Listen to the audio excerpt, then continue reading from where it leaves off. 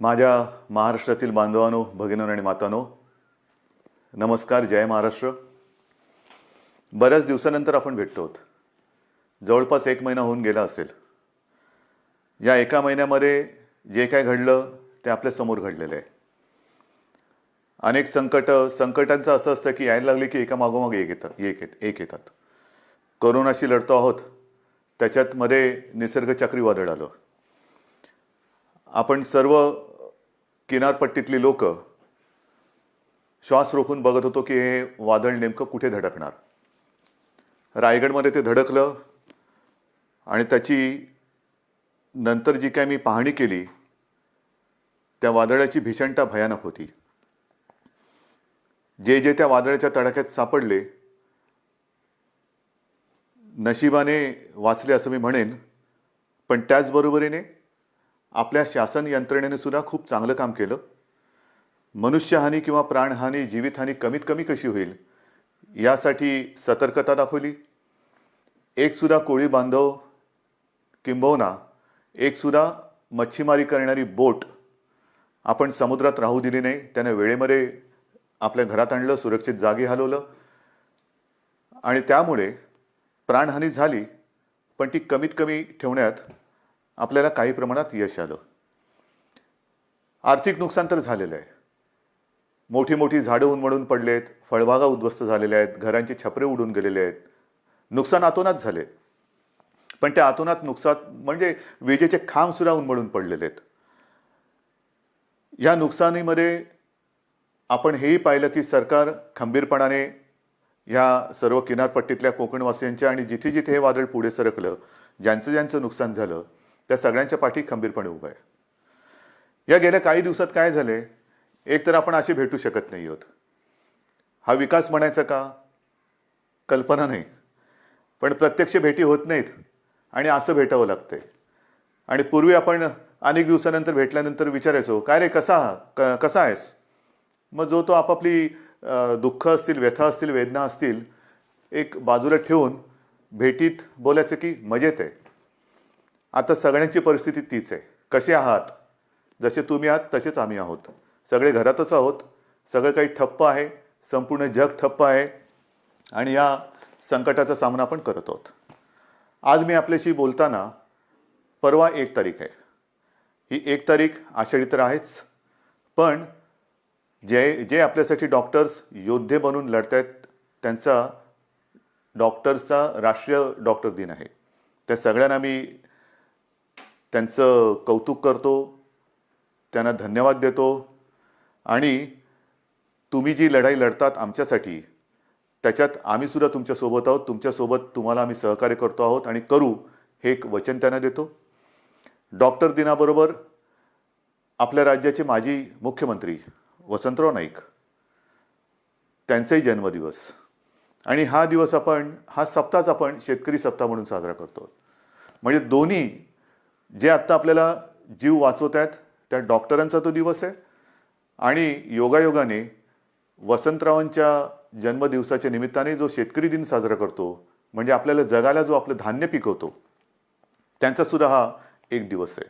म्हणून मी या दोन्ही शेतकऱ्यांना आणि माझ्या डॉक्टर्सना विनम्र नमस्कार करतो आणि आपल्याशी आता बोलतो. साहजिकच आहे, 30 तारखेपर्यंत हा लॉकडाऊन आहे. माननीय पंतप्रधानांनी 30 जूनपर्यंत हा लॉकडाऊन जाहीर केलेला आहे. 30 जून नंतर काय होणार, मी यापूर्वीच आपल्याला सांगितलेलं आहे की आता लॉकडाऊन हा शब्द बाजूला ठेवायचा आणि हळूहळू आपण एक एक गोष्टी, सोयी सुविधा, सेवा ह्या उघडत जाणार. म्हणजेच 30 तारखेनंतर लॉकडाऊन उठणार का, तर अत्यंत स्पष्ट शब्दात नाही. मग काय होणार, असंच राहणार का, तर तेही उत्तर नाही आहे. आपण गेले 15-20 दिवस अनुभवतो आहोत. एक एक करत महाराष्ट्रामध्ये आपण अत्यंत काळजीपूर्वक पावलं टाकत सेवा सुविधा आणि काही गोष्टी म्हणजे दुकानं असतील, आजपासून आपल्या नाभिकांची जी सेवा आहे ती सुरू होते आहे, अशा काही गोष्टी सुरू करतो. दुकानं सुरू झालेली आहेत, काही ऑफिसेस काही प्रमाणात त्यांच्या कर्मचारी वर्गाची उपस्थिती त्यांना आपण परवानगी देऊन ती सुरू झालेली आहे. तर एक गोष्टी आपण सुरू करत चाललेलो आहोत. हे हळूवार का करतो आहोत आपण, याचं कारण अजूनही संकट नाही टळलेलं. एक गोष्ट नक्की लक्षात ठेवा की आपण जे मिशन बिगिन अगेन किंवा पुनश्च हरिओम म्हणून सुरुवात केलेली आहे, ह्याचा अर्थ धोका टळलेला नाही, पण आपण थोडंसं कात्रीत सापडलेलो आहोत. ज्याला म्हणतात ना, इकडे आड आणि तिकडे विहीर. आपल्याला इथेही पडायचं नाही आणि तिथेही पडायचं नाही, मधोमध बरोबर आपला तोल सांभाळून हे संकट पार पाडायचं आहे, संकटाचा काळ हा पार पाडायचा आहे. आणि म्हणून केवळ आणि केवळ अर्थचक्राला एक गती द्यायला आपण सुरुवात करण्यासाठी म्हणून एक एक गोष्टी आपण उघडत चाललेलो आहोत. एखादी गोष्ट उघडली म्हणजे धोका टळलाय, आता आपण बिनधास्त, अजिबात नाही. कृपा करून तशा गैरसमजात, तशा भ्रमात राहू नका, कारण तसं जर का आपण वागू तर करोना आवासून बसलेलंच आहे. आपण करोनापासून वाचण्यासाठी घरात राहा म्हणून तुम्हाला मी सांगितलेलं आहे. अनावश्यक कामासाठी बाहेर पडू नका. आवश्यक असेल तेव्हा आणि तेव्हाच घराबाहेर पडा, हे माझं आजही सांगणं आहे. तुम्ही म्हणाला, अरे हा काय आलं की नुसतं आपलं काळजी काळजी आणि काळजी. आपलं सरकार काळजीवाहू नाहीये, कारण नेहमी असं म्हणतात, ज्या सरकारला स्वतःची काळजी असते त्याला काळजीवाहू म्हणतात. हे सरकार तुमचं आहे, मजबूत आहे आणि तुमची महाराष्ट्राची काळजी घेणारं हे सरकार आहे. आणि म्हणून माझं कर्तव्य आहे की तुम्हाला धोक्यापासून सावध करणं. बाहेर जर का आपण पडलो आणि बिनधास्त वावरलो तर धोका आहेच, प्रत्येक पावलावरती धोका आहे. मला एका गोष्टीचा नक्कीच अभिमान आहे की माझे सगळे महाराष्ट्रातले बांधव, माता भगिनी ह्यांचा सगळ्यांचा माझ्यावरती, आपल्या सरकारवरती विश्वास आहे आणि जे जे काही सरकार सांगतंय त्या सूचना तुम्ही पाळत आहात, म्हणून मला तुमचा अभिमान आहे. हे करत असताना काही ठिकाणी जसं आपण लोकलची मागणी केली होती, त्या लोकल सुरू झालेल्या आहेत. मुंबईमध्ये ग्रामीण भागामध्ये उद्योगधंदे सुरू झालेले आहेत, तिथे सुद्धा लोकांचं येणं जाणं सुरू झालेलं आहे. विशेष म्हणजे जो शेतकरी, ज्याचा उल्लेख मी सुरुवातीला केला, तो शेतकरी आपण सगळे लॉकडाऊनमध्ये घरी असलो तरी सुद्धा न थकता, न थांबता आपल्यासाठी मेहनत करतोय, घाम गाळतोय, जमिनीत राबतोय, भूमीमध्ये राबतो आहे, अफाट मेहनत करतोय. त्या शेतकऱ्याच्या सोबत आपण आहोत आणि आपण राहिलं पाहिजे. मला कल्पना आहे की जसजसा हा सीझन आता पुढे सरकतोय, महाराष्ट्रातल्या ग्रामीण भागात, मग मराठवाडा असेल, विदर्भ असेल, काही ठिकाणावरून तक्रारी आलेल्या आहेत आणि त्याची गंभीर दखल आपण घेतलेली आहे. तक्रारी कोणत्या आहेत? बोगस बियाणं. हे दुर्दैव आहे, हे दुर्दैव आहे. ह्याचं कारण शेतकरी हा, एकतर शेतकऱ्याची अवस्था सगळ्यांचीच सारखी झालेली आहे, रोजगारच नाही आहे. तरी देखील मागचा पुढचा विचार न करता हा शेतकरी आपल्यासाठी मातीत राबतोय, हे आपल्याला सर्वांनाच माहिती आहे. मर मरून, राबून, अफाट कष्ट करून जे बियाणं त्यांनी पेरलं ते बियाणं उगवलंच नाही. मग काय करायचं? दुबार पेरणीचं संकट आलं, आणायचे कुठून पैसे? एक तर असंही कर्जाचं ओझं जे आपण बऱ्याचशा प्रमाणात उतरवलेलं आहे आणि जे राहिलेलं आहे, जो शेतकरी माझा या कर्जमुक्तीच्या योजनेमधून काही कारणासाठी, म्हणजे जसं मी मागे सांगितलं तुम्हाला की 2 टप्प्यात जे आपण करणार होतो कर्जमुक्ती, त्याच्यातला काही भाग, काही लाख शेतकरी हे नेमकं तिथल्या स्थानिक निवडणुका आल्या, आचारसंहिता सुरू झाली म्हणून ही कर्जमुक्ती तिथली थांबली. त्याच्यानंतर करोनाचं संकट आलं म्हणून ही कर्जमुक्ती थांबली. पण आता आपण ठरवलेलं आहे की लवकरात लवकर हा उरलेला सुद्धा शेतकरी आहे त्याला देखील कर्जमुक्त करायचं. मग हे असं सगळं करून पैसा जमवून तो आपल्यासाठी बियाणं विकत घेतो, पेरतो आणि राबतो आणि बियाणंच उगवलं नाही. पण मी माझ्या शेतकरी दादांना सांगू इच्छितो की तुम्ही काळजी करू नका, हे सरकार तुमचं आहे. ज्यांनी तुम्हाला फसवलेलं आहे ते कायद्याच्या कचाट्यातून सुटणार नाही. त्यांच्यावरती गंभीर गुन्हे दाखल करून त्यांना सजा तर होईलच, पण जे नुकसान तुमचं झालेलं आहे, त्यांनी केलेलं आहे, त्यांच्याकडनं तुम्हाला हे सरकार नुकसान भरपाई सुद्धा मिळून दिल्याशिवाय राहणार नाहीये. काळजी करू नका. हे सरकार म्हणजे असं बेवारशाचा कारभार नाहीये, कोणी यावं आणि माझ्या महाराष्ट्रातल्या जनतेला फसवून जावं, अजिबात नाही चालणार. ज्यांनी शेतकऱ्यांना फसवलेलं आहे त्यांना शिक्षाही होणार, त्यांना शिक्षाही करणार. आणि म्हणून मला असं वाटतं की एक संधपणा जो आपल्यामध्ये आहे तो फार महत्त्वाचा आहे. मला विशेष धन्यवाद आणखीन सर्व धर्मियांना द्यायचे आहेत, सर्व धर्मीय. मग त्याच्यामध्ये माझे हिंदू आलेच, मुस्लिमही आले, ख्रिश्चनही आले, शीख पंथी आले, सगळेच आले. ह्याचं कारण मी मागे आपल्याशी बोललो होतो. साधारणतः शिमगा म्हणजे होळी झाली, शिमगा झाला आणि कोरोनाची बोंबाबोंब सुरू झाली, ती अजूनही कायम आहे. सगळ्यांनी, मग तो ईद असेल, मग आपली रामनवमी असेल, आता तर मुख्य म्हणजे आषाढीची वारी, आषाढी एकादशी आता परवा आहे, मी चाललोय. पण सगळ्यांनी आपल्याला एक सामाजिक भान ठेवून हे उत्सव अत्यंत शिस्तबद्ध पद्धतीने जसं सरकार सांगते तशा पद्धतीने ते आता साजरा हा शब्द विचित्र आहे, पण घरातल्या घरात का होईना साजरा करतात. सगळ्यांनाच धन्यवाद दिले पाहिजेत. आपल्या परंपरा आहेत. आषाढी एकादशीची परंपरा, वारीची परंपरा ही किमान 700-800 वर्षापूर्वीपासूनची आहे. आणि आपल्याशी मी आज बोलताना 2020 साल सुरू आहे. मला 2010चं साल आठवलं. 2010 साली मी पांडुरंगाचं दर्शन घेतलं.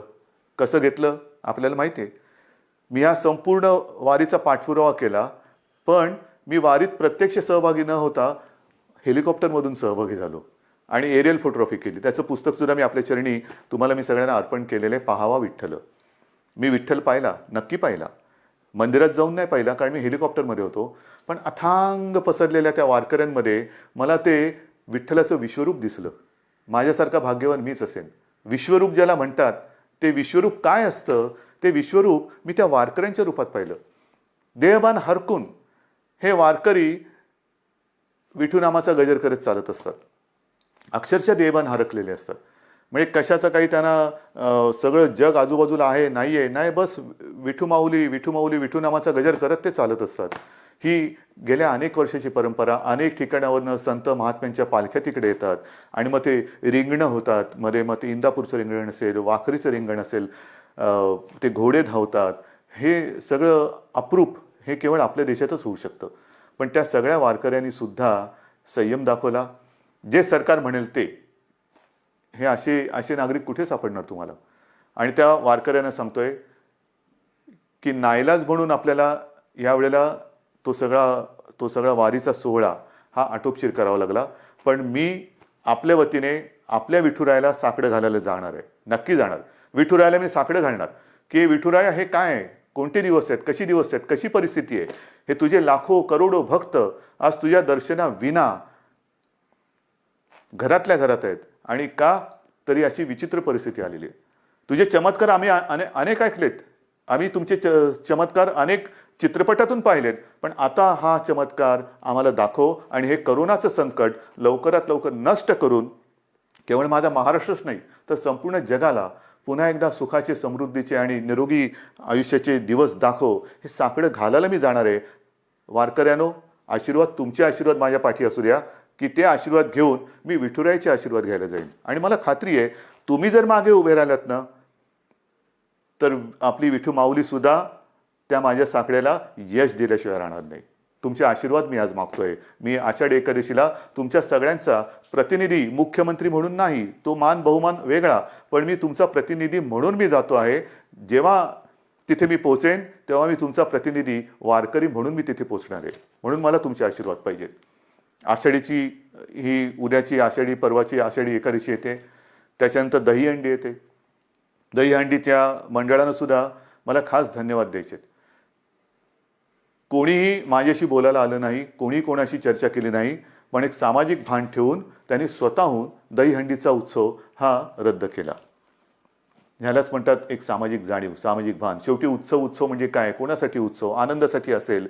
पण जर हे संकट चहूबाजूनी आपल्याला वेढून टाकत असेल तरी देखील आम्ही उत्सव साजरे करतोय, हे असा आंधळेपणा नाही उपयोगाचा. मग दहीहंडी झाल्यानंतर मी काल परवाकडेच गणपती उत्सवाबद्दल एक आपल्याला विनंती केलेली आहे. कारण जसं वारीची परंपरा आहे, दहीहंडी आपल्याकडे साजरा होतोय, मग गणपती बाप्पा येणार, मग नवरात्री येणार, मग दिवाळी येणार, त्याच्यामध्ये ईद येणार, मग आपल्या मुंबईमध्ये माउंट मेरीची यात्रा येणार. हे सगळे सणवार, हे सगळ्या धर्मियांचे हे आता येणार. पण त्याच्यामध्ये जर का आपण आपलं सामाजिक भान पाळलं नाही तर ज्या संकटाशी आपण लढतो आहोत त्या संकटाला आपण आपला दरवाजा उघडा करून देतो आहोत. म्हणून मी गणपती उत्सवात सगळ्यांना विनंती केलेली आहे. एक तर सर्व मंडळांची मी बैठक घेतली आणि त्यांना सुद्धा मला खास धन्यवाद द्यायचे आहेत की सर्व मंडळांनी एकसुरामध्ये सांगितलं की उद्धवजी, सरकार घेईल तो निर्णय आम्हाला मान्य आहे. तुम्हाला सुद्धा मी मनापासून नमस्कार करतोय.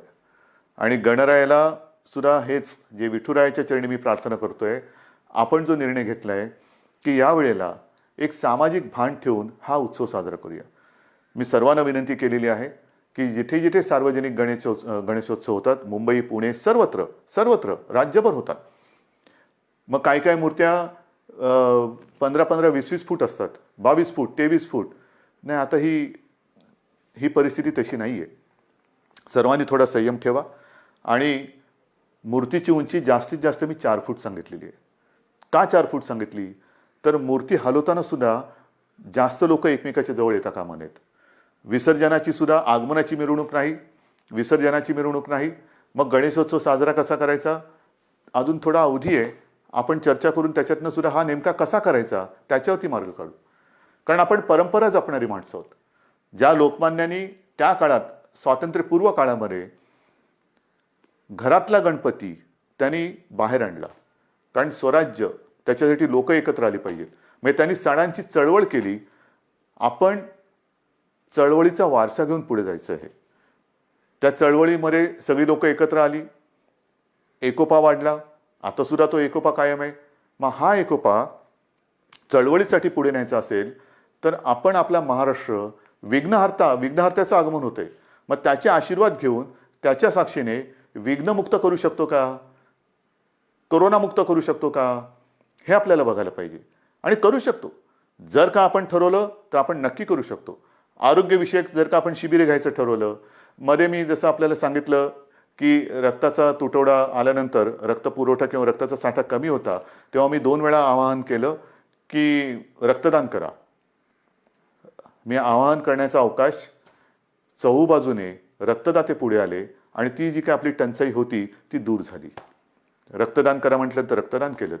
कारण आपण गणपतीचे अंधभक्त नाहीत तर जागरूक भक्त आहोत.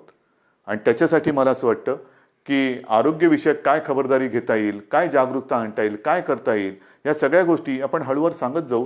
तूर्त मी आपल्याला मूर्तीची एक कल्पना दिलेली आहे. रक्तदानाबद्दल मी जेव्हा बोललो तेव्हा आणखीन एका विषयाबद्दल मला आपल्याशी बोलायला पाहिजे. आणि तो विषय आहे रक्तदानाशी निगडीत, तो म्हणजे प्लाझ्मा थेरपी. आपल्याला कल्पना आहे की साधारणतः मार्चपासून हे कोरोनाचं संकट आपल्यासमोर आल्यानंतर त्या संकटाची आपण जे हातात शस्त्र मिळेल ते शस्त्र घेऊन लढतो आहोत. मग लॉकडाऊन असेल, लॉकडाऊन, ट्रॅकिंग ट्रेसिंग असेल तेही करतो आहोत, चाचण्या वाढवतो आहोत. चाचण्या वाढवल्यानंतर उपचार पद्धती. आणि मी नक्की सांगेन, अभिमानाने सांगेन की आपला महाराष्ट्र, आपली मुंबई, जे आपले डॉक्टर्स आहेत, जो आपला टास्क फोर्स आहे, उपचाराच्या बाबतीमध्ये जगाच्या बरोबरीने आपण चाललेलो आहोत. कुठेही एक सूतभर सुद्धा जगाच्या पाठी आपण नाही. चहूबाजूला आपली नजर आहे. कोणत्या देशात काय चालले, या देशात काय चालले, कोणते उपचार होत आहेत, कोणते औषधे होत आहेत. म्हणजे गेल्या आठवड्यामध्ये सहज मी बसलो असताना मला मेसेज आले. BBC मध्ये एक बातमी होती, ब्रेक थ्रू डेक्सामेथाझॉन हे नवीन औषध सापडलं. मी टास्क फोर्सच्या डॉक्टरना फोन केला. ते म्हणाले, उद्धवजी हे औषध आपण गेले 2 महिने आवश्यकतेनुसार वापरतोच आहोत. म्हणजे आपण हे औषध वापरतोच आहोत. मग प्लाझ्मा थेरपी सुद्धा आपण साधारणतः मार्च-एप्रिलपासून सुरू केलेली आहे. पण आज मला अभिमानाने एक गोष्ट सांगावीशी वाटते की सुरुवातीला आपल्याकडे 1-2 ठिकाणीच प्लाझ्मा थेरपी आपण वापरत होतो. आजपर्यंत साधारणतः असं धरा की 10 जणांवरती आपण उपचार केले असतील तर जवळपास 9 जण त्याच्यात बरे झालेत, 7 जण तर जवळपास बरे होऊन घरी पण गेलेले आहेत. म्हणजे प्लाझ्मा थेरपी सुद्धा उपयोगी पडते. आणि त्याच्यासाठी उद्याच एका गोष्टीचं आपण लोकार्पण करतो आहोत.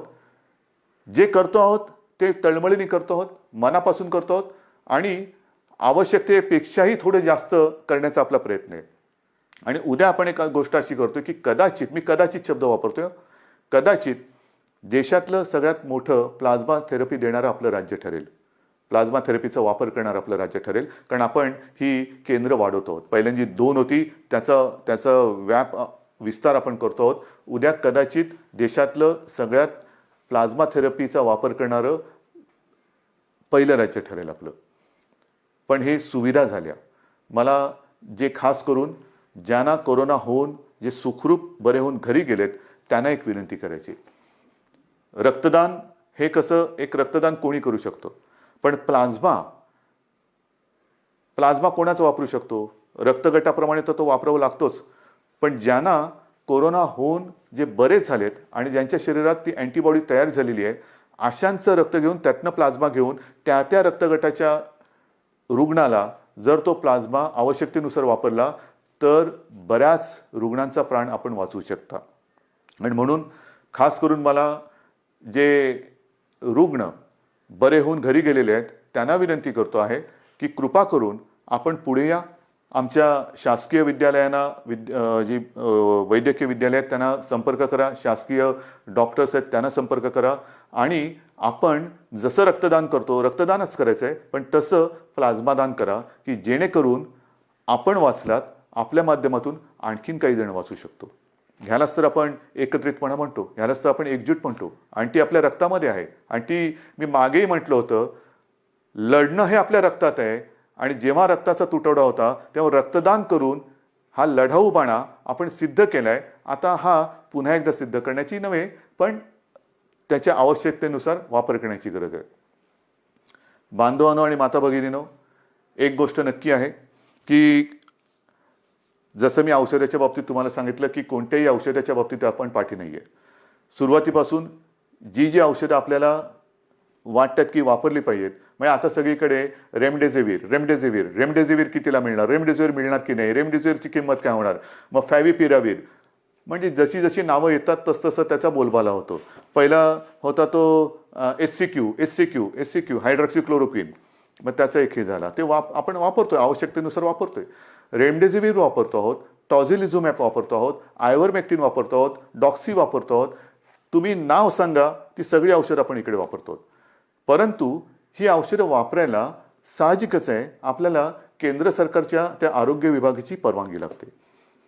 आणि मला एक गोष्ट आपल्याला सांगायची आहे, साधारणतः एप्रिल शेवट किंवा मे असेल, मेची सुरुवात किंवा पहिला मध्ये असेल, आपण ह्या औषधाच्या उपलब्धतेसाठी पाठपुरावा सुरू केला, रेमडेसिवीर आणि फॅव्हिपिरावीर. कारण तिथून परवानगी घ्यावी लागते. मग त्याच्यानंतर एका रुग्णांच्या ग्रुपवरती त्याची टेस्ट घ्यावी लागते. ती यशस्वी झाल्यानंतर मग तिथून परवानगी मिळाल्यानंतर मोठ्या प्रमाणात आवश्यकतेनुसार त्याचा वापर करावा लागतो. आता गेल्या आठवड्यामध्ये ह्याची परवानगी आपल्याला मिळालेली आहे, रेमडेसिवीर आणि फॅव्हिपिरावीर. येत्या काही दिवसात याचा पुरेसा साठा हा आपल्याला उपलब्ध होईल. किमतीची पर्वा करू नका. शासकीय आणि निमशासकीय रुग्णालयामध्ये मी तर म्हणतोय की रेमडेसिवीर आणि ही औषधं आपण मोफत उपलब्ध करून देण्याच्या विचारामध्ये आहोत. पण पहिली गोष्ट ही उपलब्ध होत आहेत आता, म्हणजे कोणी काळजी करण्याचं कारण नाही आहे. कसं मिळणार आता आहे, अजून एक थोडे दिवस आपल्याला त्याच्या साठ्याबद्दल किंवा उपलब्धतेबद्दल आपण प्रयत्न करून ती उपलब्ध करून देतो आहोत. पण एकदा का हा साठा आपल्याकडे किंवा ज्याला म्हणतो ना पुरवठा व्हायला लागला की त्याचा कुठे मी तुटवडा पडू देणार नाही, ही तुम्हाला मी खात्री देतोय. रुग्णांची संख्या वाढणार. तुम्ही म्हणणार वाढणार म्हणजे काय, नाही तसं नाही आहे. ह्याला दोन गोष्टी आहेत. आपण अर्थचक्राला गती देण्यासाठी काही गोष्टी हळूहळू मिशन बिगिन अगेन म्हणून सुरुवात केलेली आहे. ये जा वाढली, भेटणं वाढलं, संपर्क वाढला. आणि तो संपर्क वाढल्यानंतर साहजिकच आहे रुग्णांची संख्या ही सुद्धा वाढत चाललेली आहे. पण ही रुग्णांची संख्या वाढत असताना आपण टेस्टची संख्यासुद्धा वाढवतो आहोत आणि ती वाढवलेली आहे. म्हणून आता रुग्ण येण्याची वाट न बघता आपण व्हायरस पोचायच्या आत तिकडे पोहोचण्याचा प्रयत्न करतोय. चेस द व्हायरस ही एक नवीन संकल्पना मुंबईत सुरू केली, ती संपूर्ण राज्यभर आता आपण राबवत आहोत. Chase the virus. आणि त्याच्यासाठी रुग्णांची संख्या जरी वाढत असली तरी आपल्याकडे आरोग्य सुविधाही आपण वाढवत आहोत. औषधांची सुद्धा कुठेही टंचाई होणार नाही. औषधोपचार ते सुद्धा वाढवत आहोत. पण या निमित्ताने मला पुन्हा एकदा काही डॉक्टर्स जे आहेत, ज्येष्ठ डॉक्टर्स, मी समजू शकतो प्रत्येकाला जीवाची काळजी असतेच, पण काही ज्येष्ठ डॉक्टर्स जे 55-60च्या वरती आहेत, पण अनुभव आहे त्यांना, 55-60च्या वरती आहेत आणि ज्याला आपण म्हणतो की हाय रिस्क, म्हणजे ह्या डॉक्टर्सना सुद्धा त्यांना सुद्धा सकाळ दुपार संध्याकाळ रात्र 24 तास ही रुग्णांची काळजी आहेच. तर त्यांना सुद्धा इतर काही व्याधी किंवा विकार आहेत, म्हणजे डायबिटीज असतील, किडनीचे विकार असतील, समजा दुसऱ्या काही आणखीन गोष्टी असतील, तर ते सुद्धा थोडेसे घाबरून हॉस्पिटलमध्ये जात नाही आहेत. मी त्यांना नम्रपणाने विनंती करतोय की आपण काळजी करू नका. एक काळ असाही होता की सगळीकडे पीपीई किट मिळत नाही, N95 मास्क मिळत नाही. आता या सगळ्याचा पुरवठा आपल्याकडे मुबलक आहे, साठा मुबलक आहे. काही काळजी करू नका. तुमच्या पाठी सरकार आहे. जे तुमच्या सुरक्षेसाठी आवश्यक आहे ती संपूर्ण खबरदारी घेण्याची तयारी सरकारची आहे. कारण आपण कोविड योद्धा म्हणायचं आणि त्याला बिना शस्त्रांनी पाठवायचं असं अजिबात होणार नाही. पण आज आपली गरज आहे, महाराष्ट्राला गरज आहे, आपल्या अनुभवाची गरज आहे. कारण अनेक ठिकाणी आपण ज्येष्ठ डॉक्टरांची एक अनुपस्थिती हे अनुभवतो आहोत. म्हणून मी सगळ्यांना विनंती करतोय की आपण जिथे जिथे असाल, हॉस्पिटलमधले असाल हॉस्पिटलमध्ये जा, खाजगी आपले दवाखाने क्लिनिक असतील कृपया सुरू करा. ज्या ज्या गोष्टीची आपल्याला उपकरणांची आवश्यकता असेल ती सरकारकडनं आपल्याला दिली जाईल. तुम्ही त्याच्यात अजिबात काळजी करू नका. तुम्हाला जे जे पाहिजे ते पुन्हा मिळेल, ते पूर्ण मिळेल. अशा पद्धतीने आपण एका बाजूला आरोग्य सुविधा वाढवत चाललेलो आहोत, एका बाजूला टेस्टची संख्या वाढवत चाललेलो आहोत, टेस्टची केंद्र वाढवत चाललेलो आहोत. आता तर काही अँटीबॉडी आणि अँटीजेन टेस्ट करण्याचे रॅपिड किट येत आहेत, तेही मोठ्या प्रमाणावरती आपण घेतो आहोत की ज्याचा एक प्राथमिक जो आपल्याला गाईड करू शकतो, मार्गदर्शक ठरू शकतो की कोणाला हा कोरोना होऊन गेला आहे का, त्याच्याबद्दल एक माहिती मिळते आणि साधारणतः निगेटिव्ह पॉझिटिव्ह ह्याच्याबद्दल एक गाईडलाईन मिळते आणि मग आपण त्या पद्धतीने त्याला वेगळं करून उपचार सुरू करू शकतो. तर ह्याही टेस्ट आपण करतो आहोत. ह्याचं कारण असं की आता पावसाळा सुरू झालेला आहे. पावसाळा सुरू झाल्यानंतर नवीन अंकुर येतात, कोंब येतात, पालवी फुटते, हिरवगार होतं, सगळं हिरवे हिरवे गार गालीचे सगळीकडे पसरलेले दिसतात. फार सुखद असं दृश्य असतं. पावसाळा जसं एक नवीन जीवन घेऊन येतो तसंच प्रत्येक ऋतू हा त्याचे काही चांगले आणि काही विचित्र गोष्टी घेऊन येत असतो. पाऊस म्हटल्यानंतर ह्या 2-3 बैठका गेल्या काही दिवसात झालेल्या, त्याच्या आधी झालेलं जसं निसर्ग चक्रीवादळ आलं त्याच्या तयारीची बैठक, जास्त पाऊस पडणार आहे का, मग कुठल्या भागात पडणार आहे, पूर येऊ शकतो का, त्याची तयारीची बैठक. म्हणजे पाऊस आला आनंद हा घेऊन येतो, नवजीवन घेऊन येतो, पण कुठेतरी नैसर्गिक आपत्ती घेऊन येतो. पूर आला नाही तरी काही ठिकाणी अतिवृष्टीमुळे इतर रोगराई येते. मग त्याच्यात मलेरिया आला, डेंग्यू आला, लेप्टो आला, डायरिया आला, सर्दी खोकला आला आणि त्याच्यासोबत कोरोना आहे. मग काय करणार, ह्याची सुद्धा तयारी आपली सुरू आहे. पण मला आपल्याला खास करून शहरी भागात राहणारी जी लोक आहेत त्यांना सांगायचं, मग मुंबई, पुणे, नाशिक सगळीकडे, संभाजीनगर आहे, नागपूर आहे, सगळीकडेच, की या वेळेला आपले सगळे कर्मचारी ह्या कोरोनाच्या लढाईमध्ये आहेत. अफाट मेहनत करतात, साफसफाई करतात, नालेसफाई होते, सगळं साफसफाई होते. पण आता थोडी स्वतःची काळजी मी 1-2 वर्षापूर्वी सुद्धा, किंवा मला असं वाटतं तेही त्याला 7-8 वर्षे झाली असतील, विशेषतः तेव्हा मुंबईपुरतं मी बघत होतो. आता तर माझा महाराष्ट्र, तुम्ही सगळे माझे सोबती आहात, मला संपूर्ण महाराष्ट्र बघायचं आहे. सांगण्याची गोष्ट काय की हे जे दिवस असतात ते मलेरिया आणि डेंग्यूचे असतात. आणि हा डेंग्यू असा विचित्र आहे की एक कोका कोलाच्या बाटलीचं बुच असं उपडं पडलेलं असेल आणि त्याच्यात तेवढं बुचभर जरी पाणी असलं तरी त्याच्यात सुद्धा डेंग्यूच्या आळ्या होऊ शकतात. अंड कुठे अर्धवट पडलेलं, फुटून पडलेलं आहे, टायर पडलेले असतात, हे फार धोकादायक. त्याच्यानंतर प्लास्टिकचं कवर असतं, त्याच्यात ते थोडेसे असे खळगे तयार होतात, त्याच्यात पाणी साठतं. नारळाच्या त्या काय त्याला म्हणतात कवट्या, त्याच्यात पाणी साठतं. झाडांच्या फांद्या तुटून ढोल्या तयार झाल्या असतात, त्याच्यात पाणी साठतं आणि त्याच्यात सुद्धा डेंग्यू होऊ शकतं. तर आपल्याला आपला परिसर स्वच्छ ठेवायचा आहे. कुठेही पाणी साठू देऊ नका. एअर कंडिशनच्या खाली, त्याच्यानंतर फ्लॉवर पॉटमध्ये, अनेक घरामध्ये फेंगशुई त्याच्यासाठी जे काय झाडं लावली जातात त्याच्यामध्ये पाणी असतं, त्याच्यात डेंग्यूच्या आळ्या होऊ शकतात. तर ह्या सगळ्या गोष्टींपासून आता आपल्याला खबरदारी घ्यायला पाहिजे. कारण एका मागोमाग एक संकटाची मालिका ही आपल्याला आता तोडायलाच पाहिजे. मी तुम्हाला ह्या सगळ्या काळज्या घ्यायला सांगतोय कारण एक आपुलकीने सांगतोय, प्रेमाने सांगतोय की काय करावं, काय करू नये. आज सुद्धा मी जेव्हा बघतोय की अनेक ठिकाणी, मुंबईत असो, शहरात असो, पुण्यात असो, ग्रामीण भागात असो, काही ठिकाणी अरे आता झालं सगळं. नाही, झालेलं काही नाही आहे, झालेलं काही नाही आहे. भाजीवाले बसलेत, तिकडे सुद्धा गर्दी होते, तोंडावरती मास्क नाही, हात कुठेही लावतायत, चेहऱ्याला हात लागतायत. आपणहून कोविडला बळी पडू नका, आपणहून पडू नका. ह्या ज्या प्राथमिक ज्या काही गोष्टी आहेत ना, ह्या जर का आपण पाळल्या, म्हणजे बाहेर फिरताना तोंडावरती मास्क लावणं, एकमेकांपासून अंतर ठेवणं. मी सुरुवातीला सांगितलं होतं की मॉर्निंग वॉकला आपण परवानगी दिलेली आहे, सकाळचा व्यायाम करायला परवानगी दिलेली आहे. तो आरोग्यासाठी दिलेली आहे, आरोग्य सुदृढ व्हावं म्हणून दिलेले आहे, आजाराला बळी पडण्यासाठी नाही आहे. तर ह्या काही गोष्टी ह्या आपल्याला पाळाव्या लागतील. जशा काही गोष्टी आपण ओपन करत चाललेलो आहेत तशा ह्या केसेस वाढत आहेत आणि काही ठिकाणावरून माझ्याकडे विचारणा होते की आम्हाला ह्या भागामध्ये पुन्हा लॉकडाऊन करण्याची परवानगी द्या. लॉकडाऊन करायचं का? मी आपल्याला प्रश्न विचारतोय, करायचं लॉकडाऊन? कारण हे तुम्ही ठरवायचे. जर गरज नसताना बाहेर पडलात आणि गर्दी केली आणि केसेस वाढायला लागल्या तर पुन्हा ये रे माझ्या मागल्या. मग एक एक गोष्टी आपण पुढे पाऊल टाकताना पुन्हा मागे नाही यायचं आता. म्हणून लॉकडाऊन करायचं की नाही ह्याचा निर्णय आता मी तुमच्यावर सोपवतोय. जर मला असं वाटलं की गर्दी वाढते, केसेस वाढत आहेत, तर मी प्रशासनाला सांगितलेलं आहे की अशा ठिकाणी जर का आवश्यकता वाटली, शक्यतो नको पण आवश्यकता वाटली तर मग पहिल्यासारखा लॉकडाऊन करण्याची गरज तिकडे पडू शकते.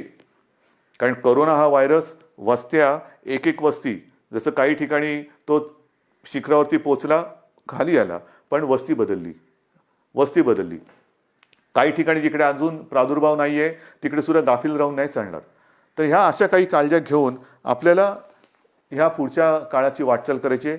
दरम्यान मी तुम्हाला सांगितलं की शेतकऱ्यांसाठी सुद्धा कर्जमुक्तीची योजना जी थोडी काही भागात अपूर्ण राहिली ती आपण पूर्ण करतोय. बोगस बियाण्यामुळे फसले गेलेले शेतकरी त्यांच्या पाठीशी आपण उभे राहतो. आता 30 जूनला प्रधानमंत्री गरीब कल्याण योजना ह्याच्यामध्ये खास करून जे भगवं रेशन कार्ड ह्यांना अन्नधान्य देण्याची जी योजना आहे तिची मुदत संपते. बिना रेशन कार्ड म्हणजे ज्यांच्याकडे रेशन कार्ड नाही त्यांना अन्नधान्य देण्याची योजना संपते. मी गेल्या 8-10-15 दिवसापूर्वी जेव्हा प्रधानमंत्र्यांची व्हिडिओ कॉन्फरन्स होती तेव्हा स्वतः ही मागणी केलेली आहे की 30 तारखेला ही मुदत संपते, धान्य देण्याची मुदत संपते आहे, कृपा करून आणखीन 3 महिन्यासाठी आम्हाला वाढवून द्या. कारण अजूनही हे संकट गेलेलं नाही, उलट केसेस वाढत आहेत. त्याच्यामुळे ही भगवं रेशन कार्ड असेल किंवा ज्यांच्याकडे रेशन कार्ड नाही यांना धान्य देण्याची जी काही योजना आहे प्रधानमंत्री गरीब कल्याण योजना ती आणखीन आम्हाला 3 महिने वाढवून द्या हे मी पंतप्रधानांकडे सांगितलेलं आहे. मला खात्री आहे की त्यांना सुद्धा व्यवस्थित सगळ्याची कल्पना आहे आणि ही कल्पना असल्यानंतर लवकरात लवकर आपल्याला त्याच्याबद्दल परवानगी मिळेल ही मला खात्री आहे. हे सगळं झालं चित्र हे आरोग्यविषयक. अर्थचक्राच्या बाबतीमध्ये आपण खचून गेलेलो नाही आहोत. मला एका गोष्टीचा अजून एक अभिमान आहे, नक्कीच आहे, की गेल्या 15 दिवसात महाराष्ट्राने जवळपास 16,000 कोटींचे सामंजस्य करार काही विदेशी कंपन्यांसोबत केलेले आहेत. 16,000 कोटी ही एक फार आपली जमेची बाजू आहे. म्हणजे या संकटामध्ये सुद्धा आपला महाराष्ट्र हा विविध गुंतवणूकदारांना आणि उद्योजकांना आपला वाटतोय हे फार महत्त्वाचं आहे. येत आहेत या गुंतवणूकदारांना कुठे आपण दरवाजे बंद ठेवलेले नाही आहेत. या माझ्या महाराष्ट्रात या, माझ्या विदर्भात या, माझ्या मराठवाड्यात या, माझ्या कोकणात या, माझ्या उत्तर महाराष्ट्रात या, पश्चिम महाराष्ट्रामध्ये या, जिथे तुम्ही म्हणाल तिथे तुम्ही या. जे जे काय तुम्ही कराल तुम्ही जरूर करा. तुमच्यासाठी आमच्या महाराष्ट्राची, देशाची आणि महाराष्ट्राची दारं उघडी आहेत. आल्यानंतर साहजिकच आहे अर्थचक्राला गती मिळाली पाहिजे. माझ्या स्थानिक भूमिपुत्रांना नोकऱ्या मिळाल्या पाहिजेत, रोजगार मिळाला पाहिजे. या सगळ्या गोष्टींसाठी आपण नुसतं कोरोना एके कोरोना करत नाही बसलेलो आहोत. इतर सुद्धा काही ज्या गोष्टी आहेत, ज्या उद्योगधंद्याच्या बाबतीत असतील, विकास कामाच्या बाबतीत असतील, ह्याही गोष्टी, ह्याही आघाड्यांवरती आपण ती ऑफिसेस लॉकडाऊनमध्ये ठेवलेली नाहीत. आपला संपर्क सुरू आहे. सगळ्यांना आपण संपर्क करतो आहोत, त्यांच्या आवश्यकता समजून घेतो आहोत. आपण त्यांना काय देऊ शकतो त्याच्यावरती विचार करतो आहोत. काही अटी तटी शर्ती मी आल्यानंतर असं काही जणांना होतं, नको तो बाबा महाराष्ट्र, आम्ही चाललो परत. तसं नाही आहे. तुम्ही सांगा काय काय आम्ही करू शकतो, हे आम्ही करू शकतो, ते तुम्हाला मान्य असेल जरूर या. एकदा आल्यात की तुम्हाला कुठेही आडकाठी केली जाणार नाही. या पद्धतीने आपण जातो आहोत. मग ते पर्यटनाच्या बाबतीत असेल, उद्योगधंद्याच्या बाबतीत असेल, चहूबाजूनी आपण आपले प्रयत्न सुरू आहेत. ह्याचं कारण असं की आपल्याला सर्वांना कल्पना आहे की आपलं अर्थसंकल्पीय अधिवेशन सुरू होतं. अर्थसंकल्प मांडला काय, नवीन स्वप्न घेऊन आम्ही तुमच्यासमोर आलो काय आणि अचानक हे संकट आल्यानंतर तेही अधिवेशन आपल्याला आवर्त घ्यावं लागलं. तर ही अशी सगळी परिस्थिती आहे. ह्या परिस्थितीचा मुकाबला करतो आहे. शिक्षणाच्या बाबतीत सुद्धा निर्णय तुम्हाला मी सांगितलेला आहे. तर सगळ्यांचीच काळजी घेतोय. शाळा सुरू होणार का, तर माझं म्हणणं आहे शाळा सुरू होणार का पेक्षा शिक्षण कसं सुरू होणार त्याच्यावरती आपण लक्ष देतो. मग ते शालेय शिक्षण असेल, महाविद्यालयीन शिक्षण असेल, सगळ्याच बाबतीत आहोत. तर असं एक एक एक एक एक गोष्टी आपण करत चाललेलो आहोत. मला खात्री आहे जसं जे सहकार्य तुम्ही आजपर्यंत मला केलं, सरकारला केलं, तसंच याही पुढे कराल. जे जे काय आपण करू ते मी तुम्हाला आधीच सांगितलेलं आहे की तुम्हाला न सांगता मी काही करणार नाही. लॉकडाऊन हा शब्द जरी मी वापरत नसलो तरी याचा अर्थ आपण परवापासून सगळं काही उघडतो आहोत असा गैरसमज करून घेऊ नका. आज देखील आपल्याला उलटं आज जास्त शिस्तीची गरज आहे. कारणाशिवाय बाहेर पडू नका. कारण आपण असं म्हणतो की ज्येष्ठ नागरिक म्हणजे घरातले आई वडील कोणी ज्येष्ठ सगळे आपले कुटुंबीय त्यांची काळजी घ्या, मुलांची काळजी घ्या आणि तरुणांनो बाहेर पडा. ह्याचा परिणाम असा होतोय की तरुणसुद्धा आता संक्रमित व्हायला लागलेले आहेत. आणि बऱ्याच ठिकाणी आजही म्हणजे आजसुद्धा एक गोष्ट चांगली आहे की 80% लोकांना लक्षणच दिसत नाही. पण लक्षण दिसली नाहीत ह्याचा अर्थ त्याला प्रादुर्भाव झाला नाही अशातला भाग नाही. मग तो लक्षणं न दिसणारा तरुण घरात इतरांना त्याचा संपर्क झाला तर तो एक प्रादुर्भाव होऊ शकतो. म्हणून ह्या सगळ्या गोष्टी आपल्याला खूप काळजीपूर्वक करायच्या आहेत. बाहेर पडलात तोंडावरती मास्क पाहिजे, हात सतत धुत राहिलं पाहिजे, सॅनिटायझर वापरायला पाहिजे, साबणाने हात धुवायला पाहिजे. ह्या सगळ्या गोष्टी ह्या अजूनही आपल्याला काही काळ पाळाव्याच लागतील. कारण ह्या केवळ आणि केवळ आपल्या म्हणजे तुमच्या भल्यासाठी आणि आपल्या कुटुंबियांसाठी. आणि दुसरी गोष्ट अशी की मगाशी मी जे डॉक्टर्सना विनंती केली ती एवढ्यासाठी की ज्येष्ठ डॉक्टर्सना मी विनंती केली की आपण स्वतः जाणीवपूर्वक जातीने लक्ष द्या. कारण ही साथ विचित्र आहे.